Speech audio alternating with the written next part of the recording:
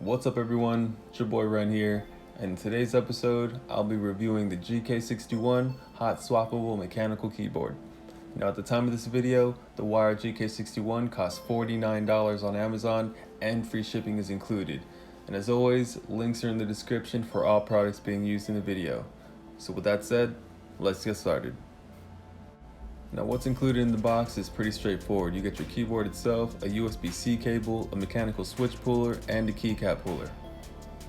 Alright, so they do give you a plastic keycap puller, which is great, and they also give you a metal switch puller, but what I do prefer is the 2-in-1 combo keycap puller, which I have been using for a while now. So what I would recommend is having one of these because it's not only longer and extends further into the keycap, but also the switch itself. It just makes it easier because you won't lose it, and it's also metal and very sleek and easy to store. Alright, now they do give you a USB-C cable. Now this isn't just a standard plastic USB-C cable, it's a braided USB-C cable, very good quality. I appreciate this actually. For the price point itself, you wouldn't even expect this type of keyboard to have USB-C ports, but it does. And now they throw in that cable itself, which is a very big plus to me. Alright, now with everything else that I just showed you, they will of course include a manual.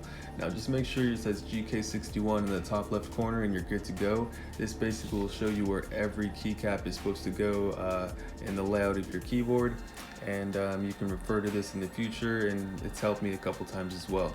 Now with this, they will also have on the back side a list of all of the features, the specifications, the preset lights introduced, basically meaning all the different type of RGB modes for the full entire keyboard, and also individual keycap RGB, which I will show you at the end of this video, so you don't have to worry about that. They show you all of the function instructions, so you have everything that you need when you have this keyboard to get up and running without having to plug it in at all. This is plug in and you are good to go because this is all programmed into the board itself. Alright, so on my GK61, I've already pulled off the keycaps on the switches I plan on replacing, and I've even pulled out a couple switches so you can see that it matches the image of what's in the box that I showed you previously. Now with this keyboard, I do like you have the option of replacing any key switch that you want with pretty much any PCB mount switch that you have out there, meaning any Cherry, MX, KL switches, even a lot of generic switches that I'll show you. But what I'm going to show you is how to install any switch, the PCB mount switch on this keyboard, and also the keycaps as well. Alright, now moving on to switches, I have a Cherry MX Brown, a Cherry MX Blue, and a generic Cherry MX that I was able to purchase on eBay, just a huge package that shipped straight from China, and that worked on the board as well. Alright, some info about the Cherry MX Brown switch. It's a tactile switch, meaning that it provides additional tactile feedback as the key actuates. So there is a noticeable bump which lets you know that your key press has been registered, and that is a very, very good feature. Now for the Cherry MX Blue, this is a very, very clicky switch. So if you notice those old school keyboards back in the day, mainly featured this switch here. The Cherry MX Black is a linear switch. Linear switches just move straight up and down without any additional tactile feedback or loud clicking noises. So if you just want a quiet switch that just provides no feedback or force, this is the switch for you. And again, I bought this as a generic on eBay, and there are plenty of other versions as well, so definitely check that out. Alright, so I'm going to be removing a switch now, just showing you how to do that. You will take your switch tool and just put the hooks on the top and the bottom of the key switch itself. Press down lightly, as you don't want to break anything, and just slightly pull out. A very light pressure. It shouldn't require you to tug or remove anything forcefully at all, and you can see how easily that slipped out as well. So here on the back you can see that this is a plate mount switch, so please ensure to buy plate mount switches for your board. Now let's hit the time lapse.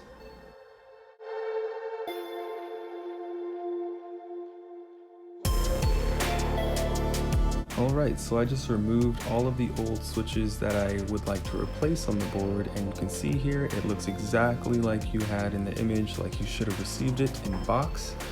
No switches, no keycaps, just a very clean board ready for new switches. Alright, so I'm now going to show you exactly how to install your switches into the GK61. Take the switch that you'd like to install, make sure the pins are on the bottom half of the switch, press them in very lightly into the board just like you remove them. If you do insert them in the incorrect position, the worst thing that'll happen is you'll most likely just bend the pins on the switch itself. But then again, if that happens, just take it out, make sure the pins are on the bottom half of the switch, place it in, and boom, there you go.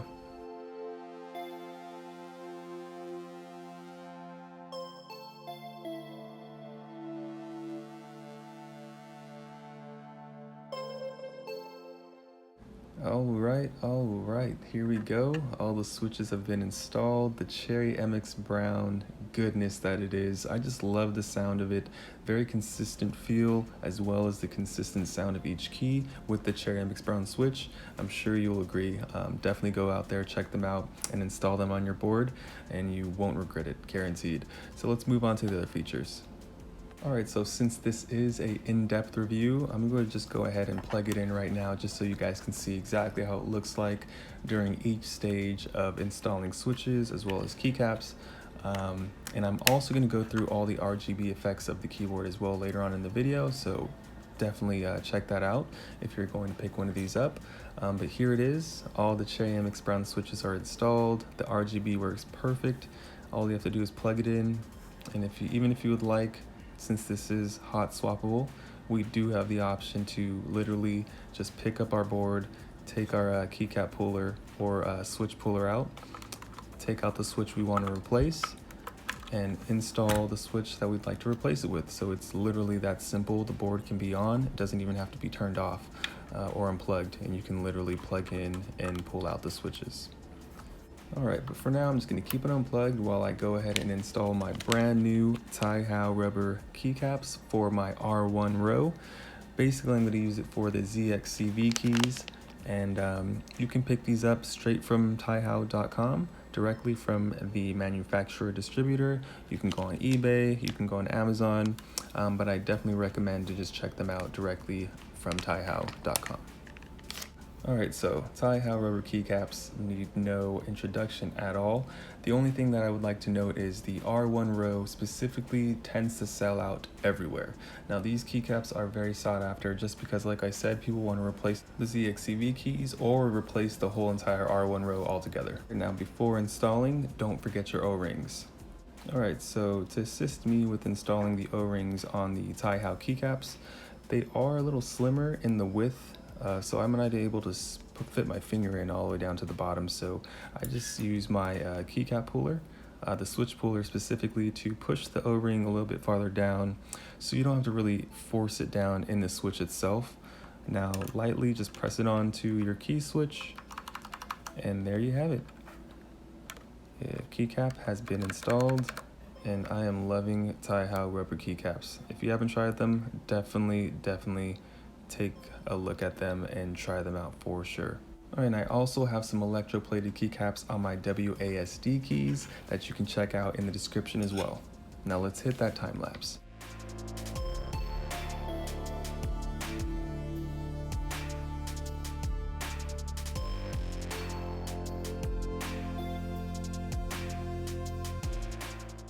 Okay, finally all equipped with my new Tai Hao keycaps on the ZXCV keys, and all of my keycaps have been fitted back onto my new Cherry MX Brown switches. Now I did make a Tai Hao keycap video and the keycap set that you see equipped now in my last video as well, so definitely please check those out. Alright, now moving on to Rgb Effects. I'm going to plug this thing in so I can now show you guys each of the effects for both the keys and the entire board itself. Alright, now before I cycle through the different RGB modes and show you how to do that, I just wanted you to take a look at the board right now. I turn the lights out, you can see how bright exactly this board is for the price point even. I mean, it's pretty amazing. This is equipped with 16.8 million full color RGB lights. Alright, cycling through the full board RGB mode, just click function and the right curly bracket key. You have green. Now you also have RGB gradient, RGB waves,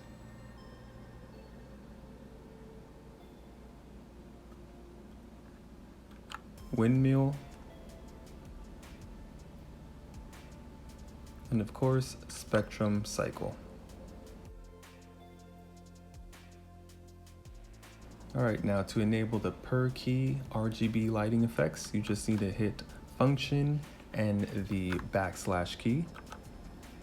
Now this one's called single key lighting.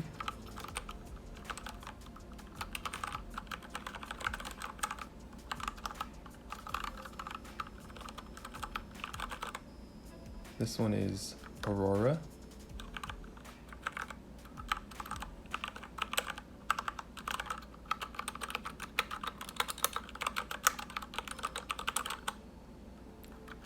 Ripple.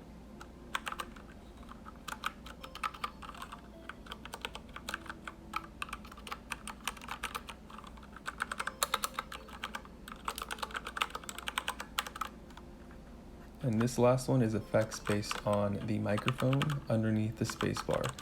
For me, it just has really nice effects related to clicking the keys. My personal preference is the full color RGB modes on the board.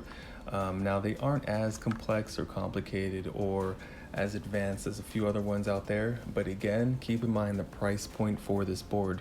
Now we aren't trying to reach for all the bells and whistles and to compete with the top price keyboards out there, but what this board does have that others don't is one, the bang for your buck. You get way more bells and whistles and features that a lot of keyboards will overcharge for, and as well as sometimes underwhelm in regards to the price point that they provide you. All right, so that's it. This is the GK61 in-depth review. Now, a lot of people have been requesting this video and I hope you enjoyed it.